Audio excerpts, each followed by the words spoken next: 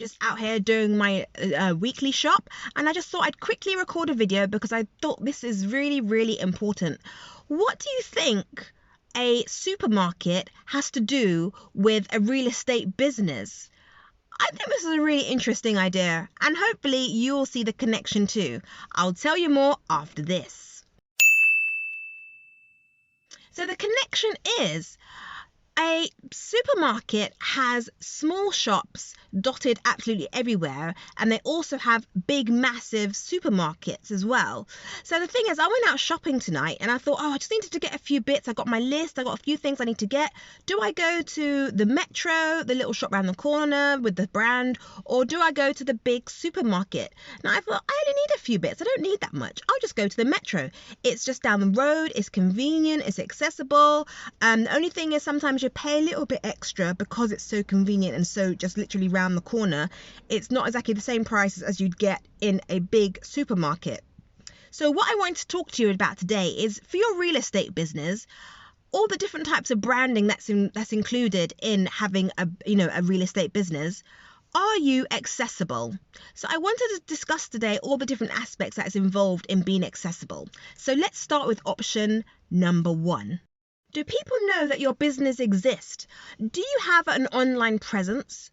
Are you available for people to be able to see? So in terms of visibility, what I mean is, do you have social media? Do you have a website?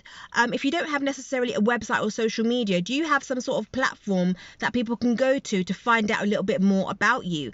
Do you have some sort of location where people can, Google you and find out who you are? Do you have a LinkedIn profile? Because what happens now with this digital world, you may not necessarily like to be online, but you need to have some sort of presence online so people can see you. When it comes to being visible, do you have like loads of leaflets? Do you have a shop, a physical shop people can go to? How visible are you to your audience? Because when I was thinking about the supermarket, they are absolutely everywhere. Clearly their budget is absolutely massive, but they're absolutely everywhere. Even if you don't necessarily even want to go to that specific shop, they are just all over. They're in magazines, they're in newspapers, they're in social media, they got leaflets coming through your door, they advertise in so much different places. So when it comes to you as your small business, where are you advertising? How are your clients able to see you, able to find you? How do you come up as the front runner as opposed to them choosing somebody else? Because when it comes to convenience, which is the difference between going to a big supermarket and going to a small supermarket, is that the small supermarket is right there. It's convenient, it's easy to see, it's very visible. How visible are you? How visible is your brand compared to your competitor's brand next to you? Are they more visually available than yours? Is there more brand recognition? Have you decided all your brand colors, your font colors? If someone sees your brand, will they know that it's you, or will they think, oh, that's a new business, I didn't know about that business? So these are the things you need to think about. How visible are you to your audience? The next thing I thought was quite important was connection. How are your audience able to connect with you? How are they able to know, like, and trust you in order to then decide to do business with you? Appreciate, as a small business, connecting with your audience can be a little bit challenging and it can be a little bit scary sometimes. But ultimately, if we don't connect with our audience, if we're not making ourselves available and easy to connect with and accessible to our audience, then basically we don't have a business.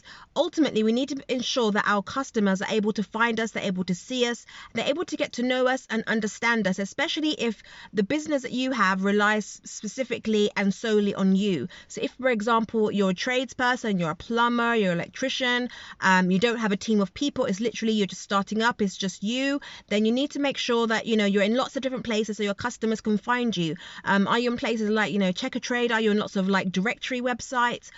Do you have like social media presence? Do you have a mobile number and potentially a landline? Is there a postal address people can send you letters? It's very rare, let's face it.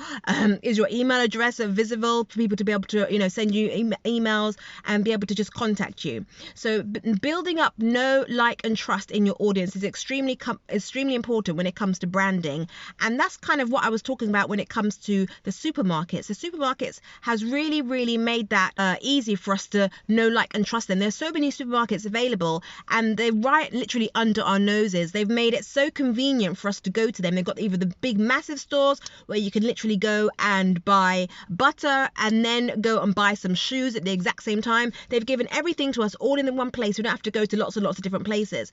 You as your brand, have you decided to do something like that? Rather than your customer going to here, there and everywhere, could you at least be an information hub perhaps, where you may not necessarily have the product itself, but you have information as to where to get the product from, and then perhaps you can get a kickback from recommending other businesses, and that business will give you a little bit of money back for recommending them. We have to think about all the different types of things when it comes to personal brand, but also about our customer. Our customer is obviously who is going to purchase from us as our business.